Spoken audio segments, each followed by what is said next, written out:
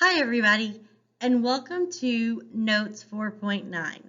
In this lesson, we're going to be talking about solving systems of linear and quadratic equations. Now, in this lesson, you'll see that we can have a system that has two quadratic equations or a system that has a quadratic equation and a linear equation. Let's get started. Before we jump into how do we exactly solve a systems of equation that has a quadratic equation in it, let's talk about the number of solutions we can have and what those graphs might look like. Now, for the purpose of this, all of our quadratics open up. Does that mean they have to? No. And the majority of our lines have a positive slope. Does that mean they have to have a positive slope? No. It's strictly for demonstration purposes, just to show you what a one solution system might be versus a two solution system versus a no solution system. Let's talk about the one solution first. So we have our quadratic and we have our line. As you can tell right here, the line only intersects the quadratic once. So that would be a demonstration of one solution. Let's talk about two solutions. So I have my quadratic and my line intersects my quadratic two times. So this might be what two solutions look like. And lastly, we have our quadratic and then we have our line, and they are never, ever gonna intersect. So that would be an example of what no solutions might look like.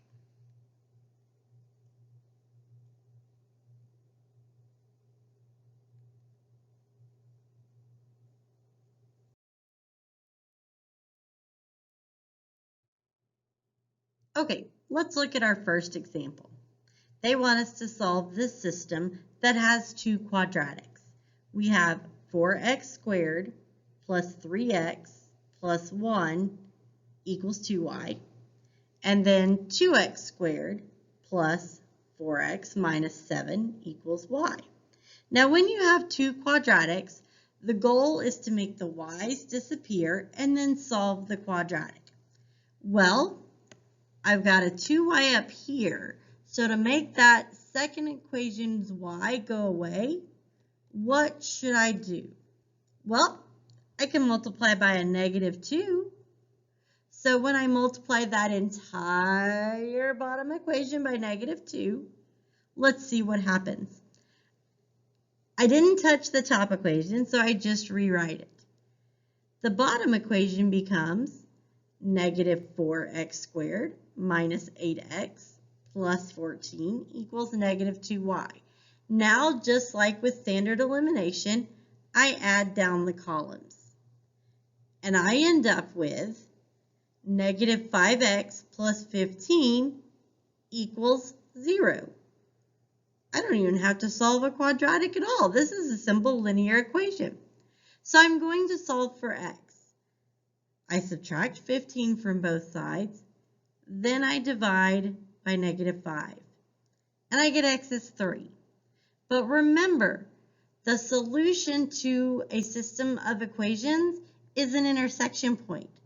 Well, an intersection point has an x and a y. So I've got the x, but how am I going to get the y? I can plug it back in. Now, does it matter which one I plug it back into? The answer is no. It's your personal choice.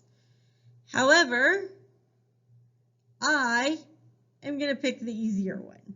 Okay, so we're going to take our x and we're going to plug it back in to get our y. So my x is 3. Now again, you could have picked the top equation. It's totally fine.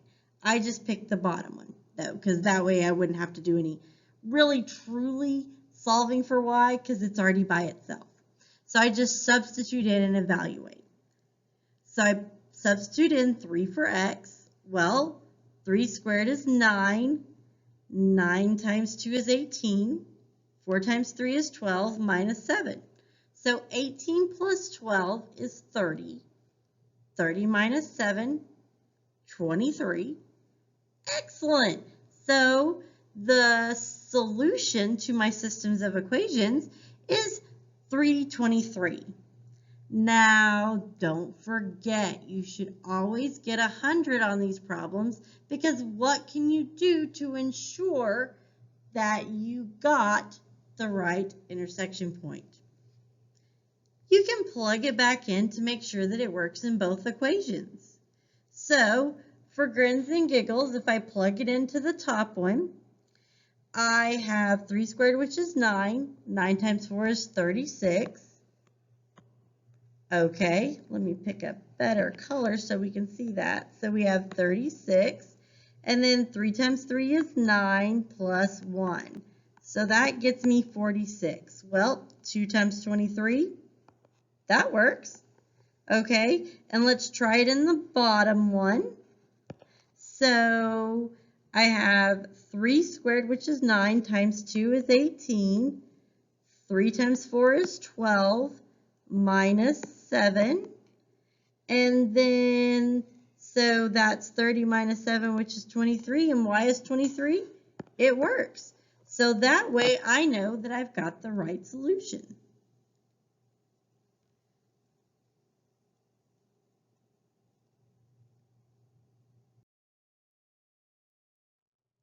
Let's look at our second example.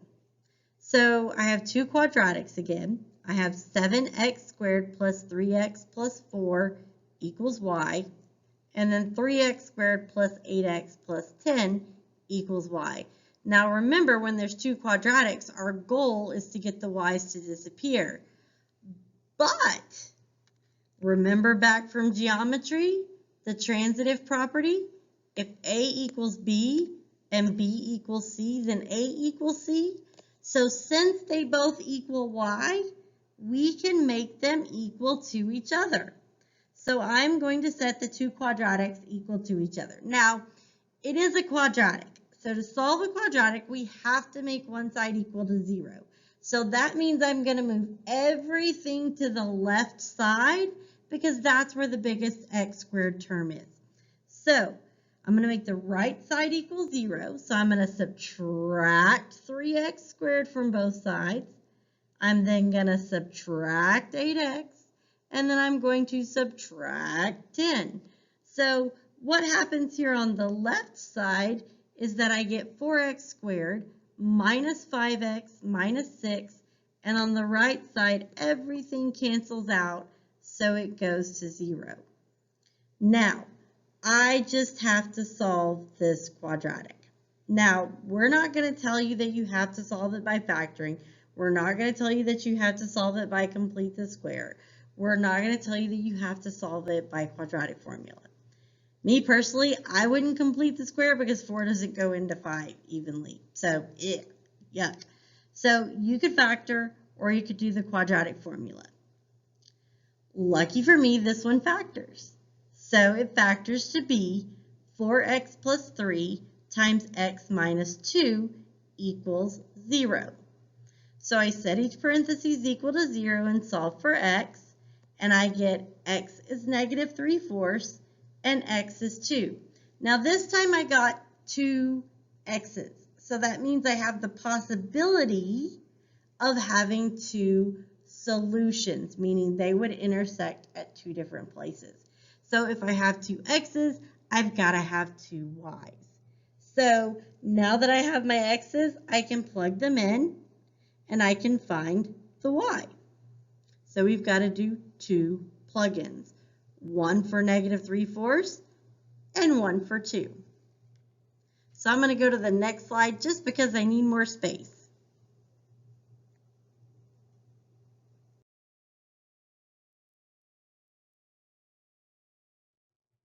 Okay, so we're going to plug in negative 3/4, then we're going to plug in 2. Now, does it matter which equation you pick?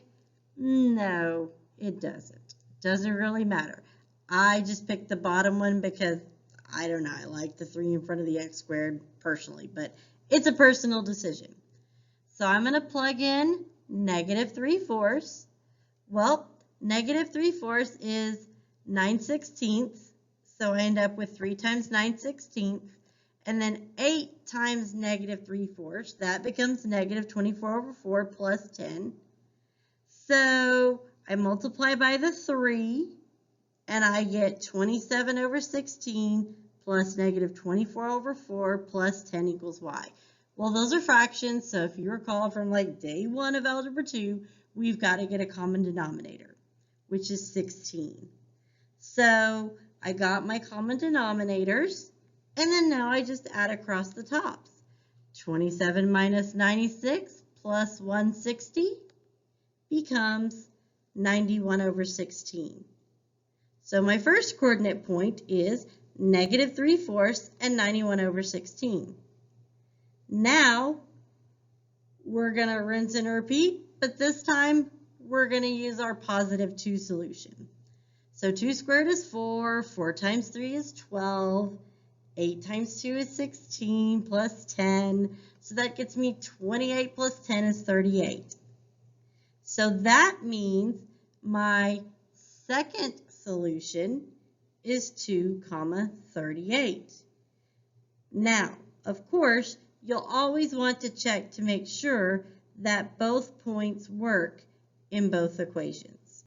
So I'm going to save us some time here and tell you that they do, but on a test or quiz, you'd want to take your calculator, plug them in, and make sure that they do both work in the system.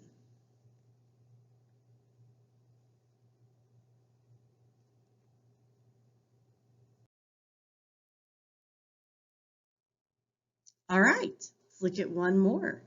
They want us to solve 5x squared minus 4x plus 3 equals y and 7x plus 1 equals y. Well, it's kind of like when we had two quadratics. They both equal y, so since they equal y, aka transitive property, they equal each other. So I'm going to set them equal to each other. Now, it's still a quadratic, so we've got to make it equal to 0 to solve. So I'm going to subtract 7x so that those cancel out. I'm going to subtract 1 so that those cancel out. And I end up with 5x squared minus 11x plus 2 equals 0. So again, we're not going to tell you how to solve this. So personally, me though, again, I wouldn't choose complete the square to solve this because 5 doesn't go into 11 and you're going to end up with fractions and it's going to be gross. So you could do quadratic formula or you could factor it. Again, it factored. But again, you could still do quadratic formula as well and you come up with the same answers. So I end up with x is 1/5 and x is 2. Sweet, so I have the possibility of 2 solutions again.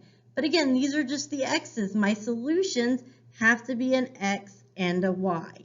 So I take each x, I plug it back in, and I find the corresponding y value. Now, does it matter which equation you plug it back into? The answer is no. But make the work light on yourself, make it easy on yourself. I'm going to plug into the linear so that way I don't have to worry about squaring and fractions and all that good stuff. So I'm going to plug it into y equals 7x plus 1 to get the corresponding y. So I first start with 1/5. So I get 7 times 1/5 plus 1. Well, that becomes 7/5, and 1 is equivalent to 5/5, so that gets me 12/5. So that solution point, that intersection point, is 1/5, 12/5. Now we go and repeat with 2. Again, I'm going to use the linear equation. 7 times 2 plus 1. Well, that's 14 plus 1, which is 15. So my intersection point is 215. And again, you'd want to plug it back in and make sure that each point works in both equations. So for them to both be solutions, both points have to work in both equations. All right.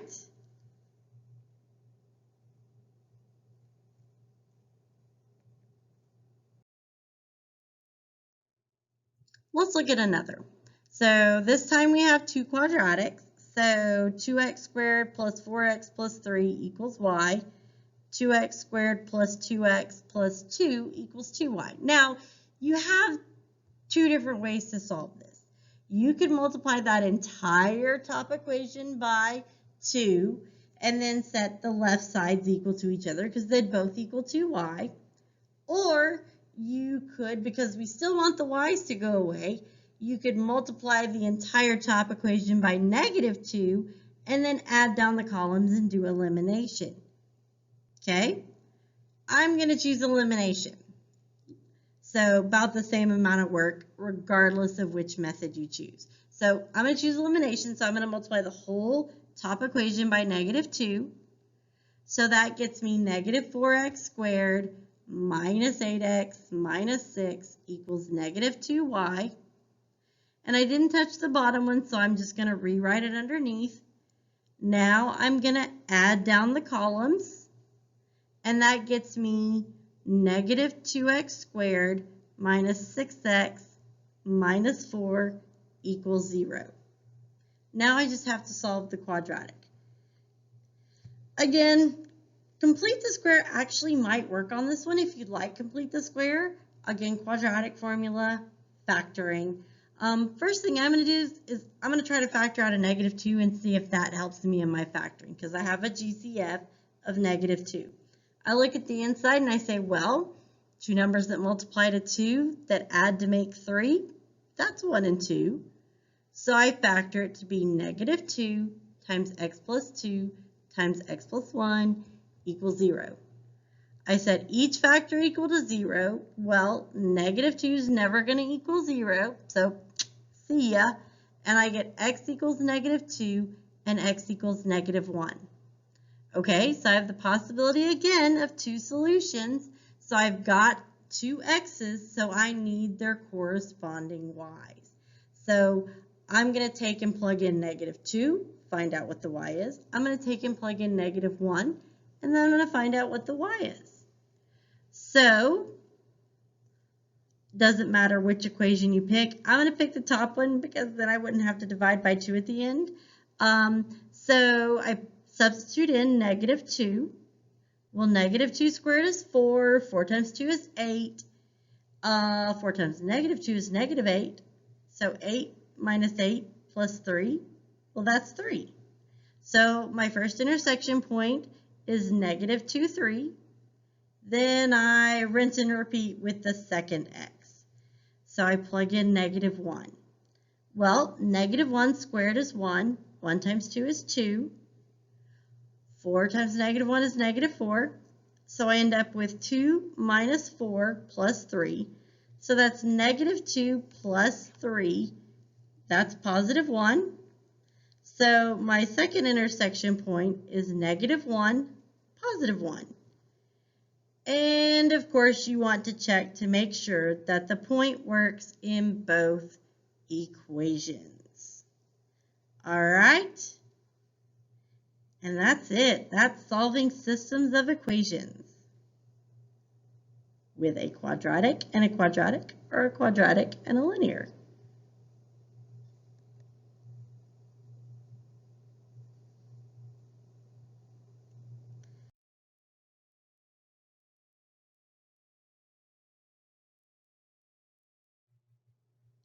Now, this is our last PowerPoint presentation before we take off for Thanksgiving break after next week. So we just wanted to take this moment and wish everybody a happy Thanksgiving. And yes, we know it's a week early, but just in case we forget to tell you, we hope everybody has a safe and happy Thanksgiving. Please, again, as always, wash those hands, wear your masks, practice social distancing, 6 feet apart, no super spreader events, be safe, make good decisions, enjoy your week off. And what's happening next week? Well, next week we still have school because it's not quite Thanksgiving break yet. So Next week, we are going to do a review, and then we're going to take our Unit 4 test. But since this is the last time I'll possibly be talking to you, unless you have me for class, I hope everybody has a great Thanksgiving. Again, be safe, be careful, come back to us in one piece, and we will talk to you soon. Have a good one. Good luck on that Unit 4 test. Your homework for this is worksheet 4.9. Have a good one, guys. Bye.